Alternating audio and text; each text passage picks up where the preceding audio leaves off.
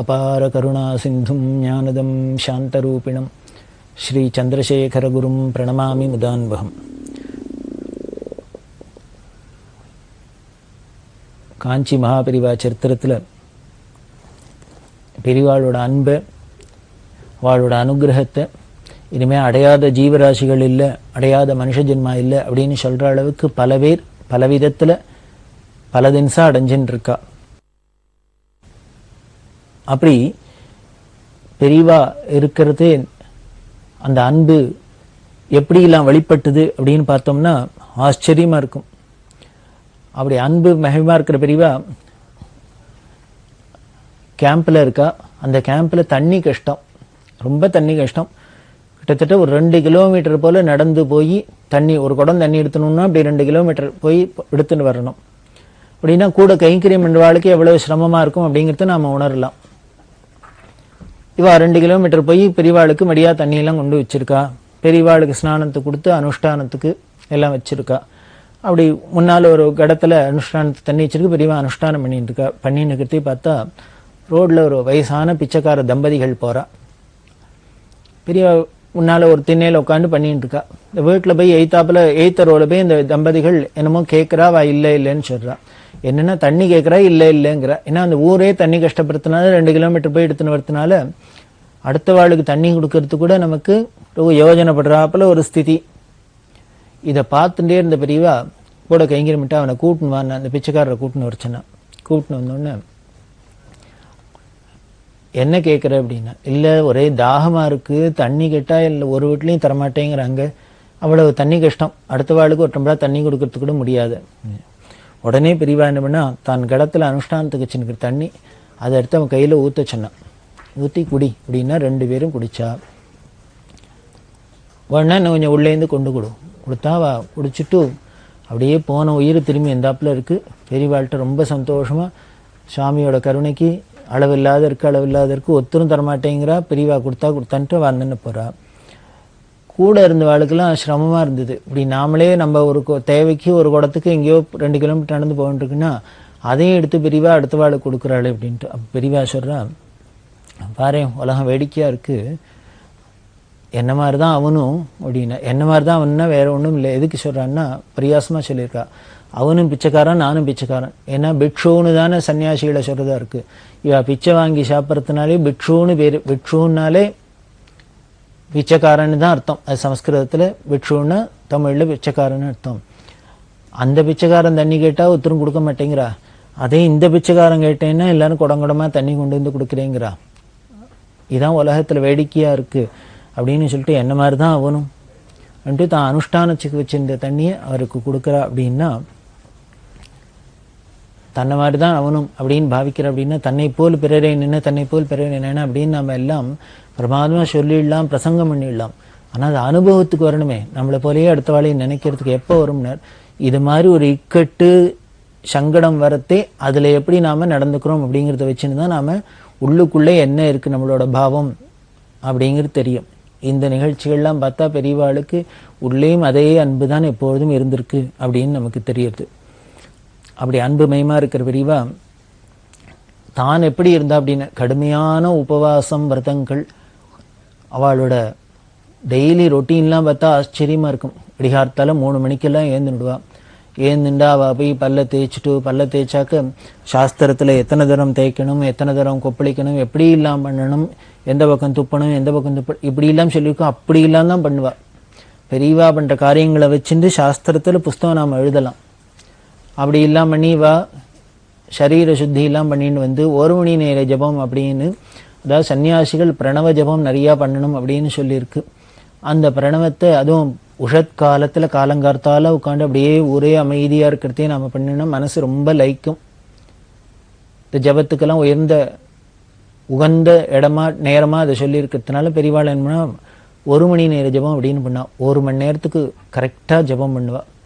ஆச்சரியமாக இருக்கும். ஆச்சமனம் பண்ணிட்டு சங்கல்பம் பண்ணிட்டு ஆரம்பித்தாள்னா அதுக்கப்புறம் கண்ணை திறந்து திருப்பி அதை பூர்த்தி பண்ணி ஆச்சமனம் பண்ணுறதே மணி 1 மணி நேரம் ஆயிருக்கும். கடிகாரத்தை திருப்பி வச்சுக்கலாம். அப்படி 1 மணி நேரம் ஜபம் பண்ணுவாள். அதுக்கப்புறம் இவா போய் ஸ்நானம் பண்ணுறது, மடாதிபதியாக இருக்கிறதே திருக்கால சந்திரமௌலீஸ்வரர் 2 காலம் சந்திரமௌலீஸ்வரர் பூஜை பண்ணுறது, அதேமாரி வரவாளுக்கெல்லாம் தரிசனம் கொடுக்கறது, அவளோட குறையெல்லாம் கேட்கறது, பிரசாதம் கொடுக்கறது, இப்படிலாம் நடக்கும். இப்படிலாம் பண்ணிவிட்டு ஆகாரம் என்ன பண்ணுவேன்னார், என்னவோ அதுவும் கடைசி காலத்தெல்லாம் இந்த 69க்கு அப்புறத்துக்கெல்லாம் வெறும் அவல் பொரிய என்ன பண்ணுவா, தயிர்லையோ பால்லையோ ஊற வச்சு எடுத்துக்கிறது. அதை கூட எல்லாரும் கெஞ்சனும் கூட கொள்ளலாம், பசிக்கணும் எடுத்துக்கணும்னு. இது மற்றவாளோட சிஷ்யாளோட கம்பல்ஷனுக்காக தான் அவருக்கு பசிச்சு அப்படிலாம் சாப்பிட்டாருனே கிடையாது. அப்படிலாம் இருக்கிற பெரியவா மணிக்கணக்காக கிலோமீட்டர் கணக்காக நடப்பா. அவளோட ஆசிரமங்களில் சொன்னால் அந்தந்த காலத்தில் என்னென்ன விரதங்கள் இருக்கணும் இருக்கோ அப்படிலாம் இருப்பாள். அப்படி இருக்கல ஏகாதசி விரதம் ரொம்ப ஸ்ட்ரிக்டாக இருப்பாள், நிர்ஜலமாக உபவாசம் இருப்பாள். அப்படி ஒரு ஏகாதசியில் இருக்கிறதே உடம்புக்கு அதுக்கு முன்னாலேருந்து கொஞ்சம் உடம்பு சரியில்லாத இருந்தது. அப்பப்போ கபம் இது மாதிரி இந்த வயசுக்கு உண்டானதெல்லாம் படுத்தும் அதெல்லாம் இருக்கும். ஆனால் பெரியவா ஒன்றும் லட்சியம் பண்ண மாட்டா, கூட இருக்கிறவாள்லாம் தான் அதுக்கு சுசூர்ஷை பண்ணி எப்படியானு பாதுகாக்கணும். பார்த்தார் ஆயுர்வேத டாக்டர் வந்து ஏதோ மருந்து இருந்து கொடுத்துருக்கா, அந்த மாத்திரையை எடுத்துக்கணும். பெரியவாளானா எடுத்துக்க மாட்டேங்கிறா. அவர் என்ன பண்ணிந்த டாக்டர், இந்த மாத்திரையை கொடுங்கோ, இது வெறும் வயத்தில் எடுத்துக்கூடாது, அதனால ஒரு 1/2 டம்ளர்னு பாலை கொடுத்துட்டு பெரியவாளுக்கு இந்த மருந்தை கொடுங்கோ அப்படின்னு சொல்லிட்டு போயிருந்தார்.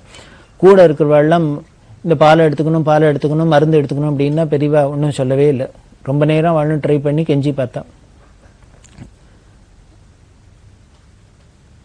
கூட இருக்கிறவா சொன்னா, பாலை எடுத்துட்டு இந்த மருந்து எடுத்துக்கணும் சொல்லியிருக்க, பாலை எடுத்துக்கணும் பெரியவா, இன்னைக்கு ஏகாதசி எப்படி குடிக்கிறது, தீர்த்தம் கூட குடிக்க முடியாது, பாலை எப்படி குடிக்கணும்? இல்லை, இதுக்கு பாலுன்னு வயத்துக்கு ரொம்பறதுக்காக குடிக்கல, நம்ம மருந்துக்காக தான் எடுத்துக்கிறோம். அதனால ஔஷதமா இருக்கிறதுனால எடுத்துனா தோஷம் கிடையாது. சாஸ்திரமே இப்படிதான் சொல்றது, ஔஷதமா இருக்கிறதுனால அதுக்கு தோஷம் கிடையாது. இந்த 1/2 டம்ளர் பாலை குடிச்சிட்டு இந்த மருந்தையும் எடுத்துக்கலாம், அப்பதான் பெரியவாளுக்கு உடம்பு கொஞ்சம் சௌரியமாகும் அப்படின்னு. உடனே இப்போ இது சொல்றா இல்லையா, ஔஷதமா எடுத்துட்டா தோஷம் கிடையாதுன்னு. உடனே பெரியவா சொல்றா, நீ ஔஷதம் எடுத்துட்டா தேவையில்லைங்கிற, ஆனா நான் பரம ஔஷதத்துலன்னா இருக்கேன் அப்படின்னா. என்ன பரம ஔஷதம் அப்படின்னார். உடனே பெரியவா சிரிச்சுட்டே சொல்றா, லங்கனம் பரம ஔஷதம்னு கேள்விப்பட்டிருக்கே இல்லையோ, பட்னியா இருக்கிறது தான் இருக்கிறதுலே பெரிய மருந்துன்னு சொல்லியிருக்கு, லங்கனம் பரம ஔஷதம்னு சொல்லியிருக்கு. நீ இன்னைக்கு ஏகாதசியா இருக்கு, அதனால நீ ஔஷதமா மருந்துக்காக பால் எடுத்துக்கோங்கிற, எனக்கு அதை விட பெரிய மருந்தா பட்னி கிடக்கேன், எடுத்துக்க மாட்டேன் அப்படின்ட்டா. பாலையும் எடுத்துக்கல, பாலை சாப்பிடணுமா ஏகாதசியில், அதனால மருந்து சாப்பிடணும்னா அதுக்கு தீர்த்தம் சாப்பிட்டானு, அதனால ஒன்றும் சாப்பிட மாட்டேன் அப்படின்னு பரம ஔஷதமாக இருப்பேன், லங்கனமாக இருப்பேன் அப்படின்ட்டு இருந்தா. அப்படின்னா ஒரு இக்கட்டான நிலைமையில சரீர உபாதையில கூட தன்னோட அந்த ஆசிரம தர்மத்திலேருந்து அந்த அனுஷ்டானத்திலேருந்து இந்த விரதங்கள்லேருந்து எப்படிலாம் தவறாத இருந்திருக்கா அப்படின்னு தெரியறது. அதே மாதிரி தான் ஐப்பசி பூரம் அப்படின்னு ரொம்ப விசேஷம். காஞ்சிபுரத்தில் அந்த ஐப்பசி மாதத்தில் துலா மாதம், அந்த மாதம் பூர நட்சத்திரத்தில் காமாட்சி இந்த பிலாகாசத்துலேருந்து ஆவிர் பவிச்சா அப்படின்னு காஞ்சி மகாத்மியம்லாம் சொல்கிறது. அன்னைக்கு காஞ்சி காமகோடி பீடாதிகளே போய் அபிஷேகம் பண்ணுவா, பால் அபிஷேகம் இந்த பிள்ளத்தில். அப்படி பெரியவா போயிட்டு இருக்கா, கார்த்தாலேருந்து சாயந்தரம் பண்ணுவா. கார்த்தாலேருந்து பெரியவா உபவாசமாக இருக்கா, ஒன்றும் சாப்பிடல, ஸ்நானம் மட்டும் மடியாக இருக்கா. அப்படி போகிறதே ஒருத்தர் வந்து வழியில் ரோட்டில் பெரியவா பாதத்தை தொட்டு நமஸ்காரம் பண்ணிட்டார். கூட இருக்கிற விளக்கத்தினர், ஏன் தொட்டுட்டே பெரியவா அப்படி மடியாக போயின்னு இருக்கா அப்படின்னு. அவர் கண்டாரா, அவர் பாட்டுக்கு பக்தி பெருக்கில் தொட்டு விட்டார். பெரியவா அவரைக்கு கோச்சிக்கிற பேசாத விடு அப்படின்ட்டா. இவர் என்ன பண்ணார், கூட இருக்கிறவாளுக்கு பெரியவா திருப்பி உடனே மடத்துக்கு போய் ஸ்நானம் பண்ணிட்டு இனிமேல் வஸ்திரம்லாம் மாற்றிட்டு கோவிலில் போய் பூஜை பண்ணிட்டு அப்புறம் சாப்பிடணும்னு லேட்டாக போகிறதுன்னு அவர் சாஸ்திரத்தில் இருக்கிறத சொன்னார். கோவிலுக்கு போகிறதே யாரானும் மேலே பட்டாலும் பரவாயில்ல, ரதோத்சவம் கோவில்லன்னு சொல்லியிருக்கு, அதனால பெரியவாளுக்கு பரவாயில்ல அப்படின்னு. பெரியவா காதில் வாங்கிட்டா கோவிலுக்குள்ளே போயிட்டா. அங்கே காமாட்சி கோவிலில் குளம், அந்த குளத்தை பார்த்தோன்னே பெரியவா யார் பரவாயில்லன்னு சொன்னாரோ விட்டு சொல்கிறா, இது ஐப்பசி மாதம் துலா ஸ்நானம் விசேஷமாக சொல்லியிருக்கு, அதுவும் காமாட்சி குளத்தில். கார்த்தால வந்து நம்மளால் பண்ண முடியல, இப்போ எதேச்சியாக வந்திருக்கோம், வந்த சமயத்தில் ஒரு ஸ்நானத்தை பண்ணிடலாம் அப்படின்ட்டு எல்லாரையும் பண்ணுங்க அப்படின்னா எல்லாரையும் குளத்துல ஸ்நானம் பண்ண வச்சா தானும் பண்ணினா. அதுக்கப்புறம் வஸ்திரம்லாம் மாற்றிண்டு எல்லாரும் மாற்றிண்டு அனுஷ்டானம்லாம் முடிச்சுட்டு காமாட்சி கோவிலுக்கு போய் தரிசனம் உண்டு. அப்புறம் ராத்திரி மடத்துக்கு போய் ஆகாரம் அப்படின்னா அதுதான் பெரியவாளோட சாமர்த்தியம். நாம் ஏதோ ஒரு சாஸ்திரத்தை சொல்லி நம்ம சாஸ்திரத்தை எப்படி பார்ப்போம், எங்கெல்லாம் ரிலாக்ஸ் பண்ணி சொல்லியிருக்கோ, முடியாத வாழ்க்கை ரிலாக்ஸ் பண்ணி சொல்லியிருக்கோ அதையே நாம் எடுத்துப்போம்.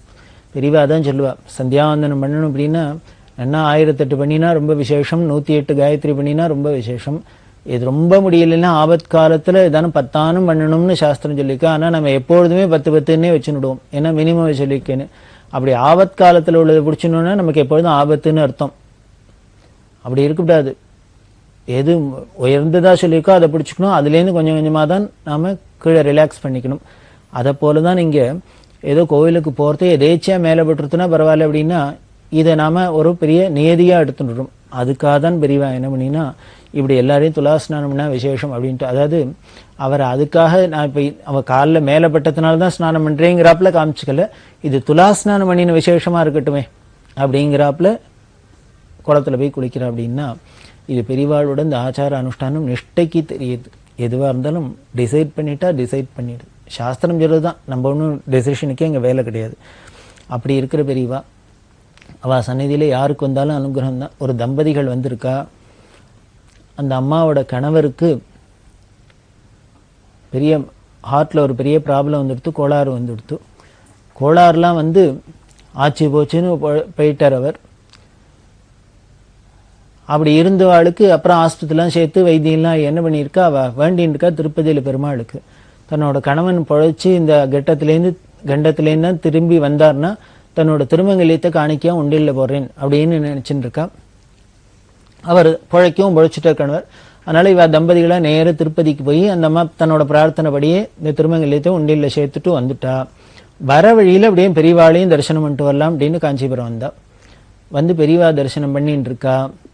இந்த அம்மா ஒன்றும் சொல்லலை, தன்னோட கணவருக்கு என்னாச்சு ஏதாச்சும் அப்படி இல்லாம சொல்றதுக்கு முன்னாலே பெரியவா என்ன பண்ணா, கூட இருந்தவட்ட போய் உள்ளேருந்து ஒரு திருமங்கல்யம் எடுத்துன்னு வா அப்படின்னா எடுத்துன்னு வச்சுன்னா, ஒரு மஞ்சள் கயிறு எடுத்துன்னு வானா அதில் கோத்து இந்த அம்மாட்ட கொடுத்து இதை கோத்து கழுத்தில் கட்டிக்கோ அப்படின்னு. அந்த அம்மா உருகிட்டா, அழுதா. ஏன்னா நம்ம இன்னும் என்ன விஷயத்தெல்லாம் சொல்லவே இல்லை, அதுக்குள்ள நம்ம கழுத்துல திருமங்கல்யம் இல்லைங்கிற தெரிஞ்சுன்னு பெரியவா. ஏன்னா இந்த அம்மா திருமங்கல்யத்தை கைட்டு பொறுத்த ஒரு மஞ்சள் கிழங்கு கட்டின்னு திருமங்கல்யத்தை கைட்டு பெருமாளுக்கு போட்டாச்சு. இதை தெரிஞ்சுன்னு பெரியவா உடனே நமக்கு ரீப்ளேஸ் பண்றாளே, திருமங்கல்யத்தை கொடுத்து அனுகிரகம் பண்றாளேன்னு. இதுவே அந்த அம்மாவுக்கு ரொம்ப திருப்தியா இருந்தது, சந்தோஷமா இருந்தது. பெரியவா கையாலே வலிய ஒரு திருமங்கல்யத்தை கொடுத்துட்டான்னா இனிமே தன்னோட கணவனுக்கு தீர்காயுஸ்தான், ஒரு ஆபத்தும் இல்லை அப்படின்னு அந்த அம்மாவுக்கு ஒரு சுப சகுனமா தெரிஞ்சுதே. அவளை பரம சந்தோஷப்பட்டா. இப்படிதான் வரவாளுக்கெல்லாம் அனுகிரகம். இதுல ஒரு ஆச்சரியம் என்னன்னா,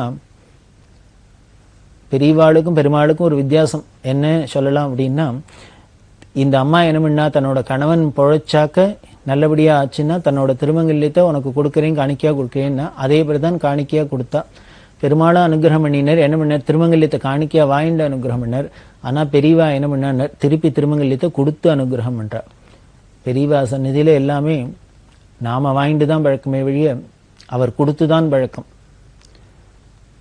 அப்பேற்பட்ட நடமாடும் தெய்வம் பெரியவா. அப்படி இருக்கிற பெரியவா யாராருக்கு என்னென்ன தேவையோ அதுபடி அப்படிங்கிறோம். இவா தரிசனம் கொடுத்துட்டு இருக்கா. இப்படி வரத்தே எல்லாரும் பல பேர் வருவா இல்லையா, பல பேர் வந்தவரில் யாரோ ஒருத்தர் பவுன் காசு வச்சு பெரியவாள்கிட்ட வந்தனம் பண்ணினார். அவ பிரார்த்தனை ஏதோ பண்ணி வரா, பவுன் காசு வச்சு பண்ணிட்டு இருக்கா. அது பழத்தோட புஷ்பம் பழத்தோட அங்கேயே இருக்கு. உடனே கொஞ்ச நேரம் வச்சுன்னு ஒரு நாவிதர் ஒருத்தர் வந்தார். ஒரு பார்பர் ஷாப் வச்சிருக்கிறார் பக்கத்துல, ஏதோ வேலூர்லயே எங்கேயோ. அவர் தரிசனத்துக்கு வந்திருக்கார். பொண்ணுக்கு கல்யாண பத்திரிக்கை, அந்த பத்திரிக்கையும் கொண்டு ஒரு பழம் புஷ்பத்தை வச்சு தட்டில் வச்சு பெரியவாள்கிட்ட வச்சு நமஸ்காரம் பண்றார். அவர் அந்த பத்திரிகையை வச்சு நமஸ்காரம் பண்ணினோன்னே பெரியவா என்ன பண்ணா, பக்கத்துல அதுக்கு முன்னால வந்து பழம் புஷ்பத்தோட பவுன் காசு வச்சிருக்கல, அந்த பவுன் காசு எடுத்துக்கோ, கல்யாணத்துக்கு எடுத்துக்கோ, திருமங்கல்யத்துக்கு எடுத்துக்கோ அப்படின்னு உடனே கொடுக்கறா. வந்து அந்த நாவிதர் அப்படியே உருகினர், அழுதர். அவர் என்ன, நான் பொண்ணுக்கு கல்யாணம் ஏதான திருமங்கல்யம் ஏதான உபகாரம் பண்ணணும் பெரியவாள்கிட்ட கேட்கலாம் அப்படின்னா கேட்கறதுக்கே பெரியவா பிரமேயத்தை வைக்கல. அதுக்கு முன்னாலே யாரோ ஒருத்தர் பவுனை கொண்டு வைக்கிற, உடனே பின்னால இவர் போற. உடனே பெரியவா என்ன பண்ண, 2 பேர்ட்டையும் பேச்சு இல்லை, எடுத்துக்கோ அப்படிங்கிற தேவையை பூர்த்தி பண்ணி வைக்கிறா. அப்படின்னா பார்த்து அனுகிரகம் பண்றது அப்படிங்கிறது இதான் போல இருக்கு. அதே மாதிரி இன்னொரு அம்மா, ஒரு செட்டியார் அம்மா, அவ பேத்தி வயசுக்கு வந்திருக்கா. அவளுக்கு இந்த மஞ்சள் நீராட்டு விழா அதெல்லாம் பண்ணுவாளே, அதை விமர்சையா பண்ணணும் அப்படின்னு ஆசை. ஆனால் அதுக்கு உண்டான வசதி இல்லை போல இருக்கு. பெரியவாள்கிட்ட வந்து சொல்றா, பேத்தி வயசுக்கு வந்திருக்கு, அதுக்கு எல்லாம் சடங்கெல்லாம் பண்ணணும், என்ன பண்றதுன்னு தெரியல அப்படின்னா உடனே பெரியவா என்ன பண்ணா, உள்ளுக்குள்ள போனா ஒரு நல்லதா புடவையை எடுத்துன்னு வர சொன்னா. புடவையெல்லாம் எடுத்துன்னு வர சொல்லி, அதுக்கு முன்னால் யாரோ கொலுசு கொடுத்துருந்தா, அந்த கொலுசு இதெல்லாம் கொண்டு வர சொல்லி, அந்த கொலுசு புடவை எல்லாத்தையும் வச்சு, உன் பேத்திக்கு இதெல்லாம் போட்டு அழகு பாரு, எல்லாத்துக்கும் சடங்குக்கு இதெல்லாம் வச்சுக்கோ, உபயோகப்படுத்துக்கோ அப்படின்னு சொல்லி, அப்புறம் வந்தவாள்கிட்ட சொல்லி ஏதோ அவளுக்கு பணமும் கொடுக்க சொல்லி இப்படி எல்லாம் பண்ணி அனுகிரகம் பண்ணி கொடுக்குறா. இவ பூஜை பண்ணிட்டு தீர்த்த பிரசாதம் கொடுப்பா. தீர்த்த பிரசாதம் கொடுக்கறது இந்த ஜனங்கள்லாம் என்ன பண்ணும், ஒரே கச்சாம்சான்னு வந்து நான் முன்ன நீ முன்ன அப்படின்னு வந்து விழுந்து எடுப்பா. ஏன் அப்படின்னா ரொம்ப லேட் ஆகும், கார்த்தாலேருந்து ஒன்று சாப்பிடாத வந்திருக்கா, உடனே தீர்த்தத்தை வாங்கி உடனே சாப்பிட போகலாம் அப்படின்ட்டு. அப்படி இருக்கிறதே இன்கம் டேக்ஸ் ஆஃபீஸராக இருந்த நாகராஜர் அப்படின்னு அவர் என்ன பண்ணினார், மடத்தில் போய் அப்பப்போ பெரியவாள்கிட்ட கைங்கரியெல்லாம் பண்ணுறார். இந்த ஜனங்கள்லாம் ஒரு க்யூவில் வந்து அழகாக பெரியவாள்கிட்ட தீர்த்தம் வாங்காத இப்படி விழுந்தடிச்சுன்னு நிற்கிறத பார்த்தோன்னே அவர் என்ன பண்ணார், எல்லாரும் க்யூவில் வந்து நில்லுங்கோ, க்யூவில் வந்து நிங்கோ, அமக்கலைப்படுத்தாதீங்க அப்படின்னு சொல்லி சொல்லி பார்த்தாரு. கொஞ்சம் கத்தி பார்த்தாரு, ஒருத்தரும் காதில் வாங்கலை. இதை பார்த்தா உள்ளேருந்து வந்து பெரியவா உடனே என்ன பண்ணா, நாராஜா நீ முதல்ல வெளியில் போ அப்படின்னு கத்தினா. அவர் மாதிரி நடுங்கி போயிட்டார். வந்த ஜனங்கள்லாம் பயந்து போயிடுது, என்ன பெரியவா இவ்வளோ கோபமாக கத்துறாளே அப்படின்ட்டு. எல்லாம் கப் சீப்புன்னு பிசாத அடங்கி நின்று கொடுத்து. இந்த நாராஜர் பார்த்தார், என்ன பெரியவா திடீர்னு நம்மளை கோச்சுக்கிறான், அவளை ரெகுலேட் பண்ணி தானே ஒழுங்காக விட்டான், நம்மளே ஏன் கோச்சுக்கிறான் அப்படின்ட்டு அவர் என்ன பண்ணார், போ வெளியில் அப்படின்னு நேராக வாசலில் போய் நின்றுட்டார். பெரிய ஆஃபீஸராக இருக்கிறவர். பெரியவா எல்லாருக்கும் தீர்த்தம் கொடுக்கறதுக்கு உட்காந்துண்டா. கொடுத்துட்டு உடனே நாராஜா ஜோ அந்த தீர்த்தம் வாங்கிக்கோ, அங்கேயே நிற்கிற அப்படின்னு திருப்பி கித்தினா. அவர் உடனே திரும்பி வந்து வாங்கிட்டார். அவருக்கு புரியல, திடீர்னு முதல்ல நம்ம வெளியில போகணும் கத்துறா, இப்போ வெளியிலே என்ன அங்கேயே நிற்கிற உள்ளவான்னு கத்துறா. வந்தர் வாங்கிண்டார், தீர்த்தத்தை கையில விட்டுட்டு சிரிச்சுட்டே பெரியவா கேட்குறா, ஏண்டா நான் தெரியாதான் கேட்குறேன், நீ என்ன நான் வச்ச ஆளா அப்படின்னு. நாராஜருக்கு ஒன்றும் புரியல. பெரியவா உடனே சொல்றா, நான் வெளியில போனா போற, உள்ள வான்னா வர, நான் என்ன வச்ச ஆளா நீ ஒன்றும் எதிர்த்து பேசவே மாட்டேங்கிறியே, ஒன்றும் கோச்சிக்கவே மாட்டேங்கிறியே அப்படின்னு. அவருக்கு உடனே தாங்கலை பெரியவாளோட கருணை. பெரியவா எதுக்கோ காரணத்துக்காக தான் நம்மளை கோச்சின்னாப்பில் நடிச்சிருக்கான்னு அப்புறம் தான் தெரியுது வெளியில் போனுக்கிறதுக்கா உள்ளவான்னு சொல்லியிருக்கா அப்படின்ட்டு. அவர் உடனே உருகின்றே சொன்னார், பெரியவா வச்ச ஆள் என்ன, பெரியவா தான் சர்வமும் அனுகிரகம் பண்ணியிருக்கா, பெரியவா வச்ச ஆள் இல்லை படைச்ச ஆளுன்னா. அடச்சராச்சரத்தில் அத்தனை ஜீவராசிலையும் பெரியவா தானே சிருஷ்டி பண்ணுற சர்வேஸ்வரம். அதனால அவளுக்கு எதுவும் கோச்சிக்கிறதுக்கும் உரிமை உண்டு, நம்மளை அடிக்கிறதுக்கும் உரிமை உண்டு, அணைக்கிறதுக்கும் உரிமை உண்டு, எல்லாம் அவர் தான் அப்படின்னு.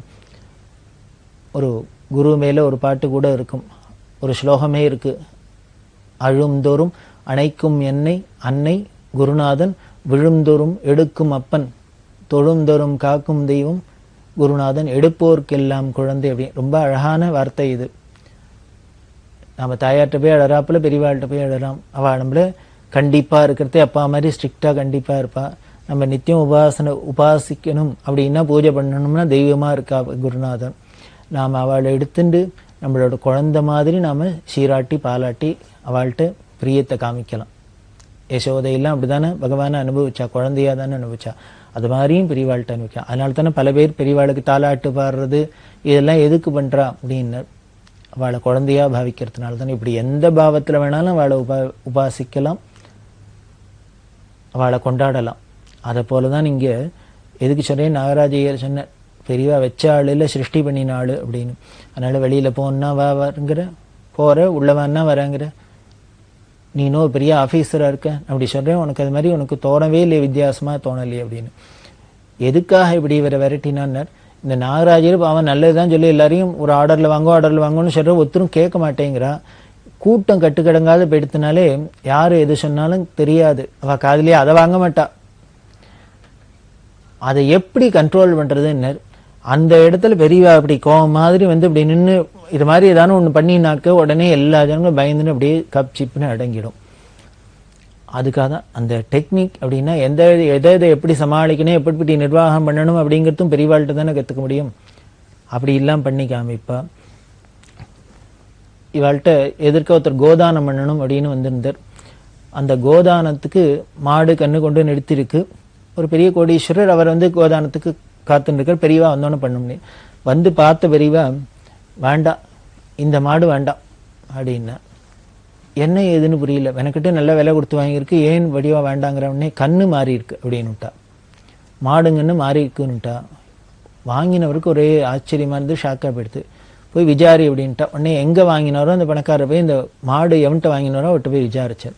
அவன் முதல்ல இல்லைன்னா சாதிச்சான். உடனே அவர் சொன்னார், நீ கேட்ட பணத்தெல்லாம் கொடுத்துருக்கேன், நீ ஆனால் மாறலைங்கிற, ஆனால் பெரியவர் ஆனால் மாறி இருக்குன்னு சொல்கிறா. பெரியவா பொய் சொல்ல மாட்டா, தப்பு சொல்ல மாட்டா, அவள் திருக்கால ஞானி. நீ அப்படி மாறலைன்னா அவள் எதிர்க்க வந்து சத்தியம் பண்ணு, அங்கே வந்து சொல்லு அப்படின்னு. இப்படி பெரியவா இருக்க வந்து சொல்லு அப்படின்னோடனே அந்த ஆள் பயந்துட்டான். உடனே சொன்னால், மன்னிச்சுங்க, மாறினது தான் அப்படின்னா. இப்போ உண்மையை கேட்டோன்னே இவருக்கு ரொம்ப ஆச்சரியமாக இருந்தது. உடனே அந்த ஆள் சொன்னால், இந்த கண்ணு இதோட இந்த கண்ணை போட்டோன்னே இது அம்மா காலமாயிடுத்து. அதுமாரி இந்த மாடு இதுக்கு ஒரு கண்ணு பிறந்தது, இந்த கண்ணு பிறந்தோன்னே காலமாயிடுத்து.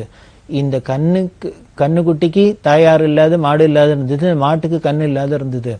இதை என்ன பண்ணுன்னு தெரியாத இருக்கிறது தான் நீங்கள் வந்து கேட்டீங்க. சரி நல்ல விலைக்கு வருதேன்னு நான் அது ரெண்டுத்தையும் சேர்த்து கொடுத்துட்டேன்னு.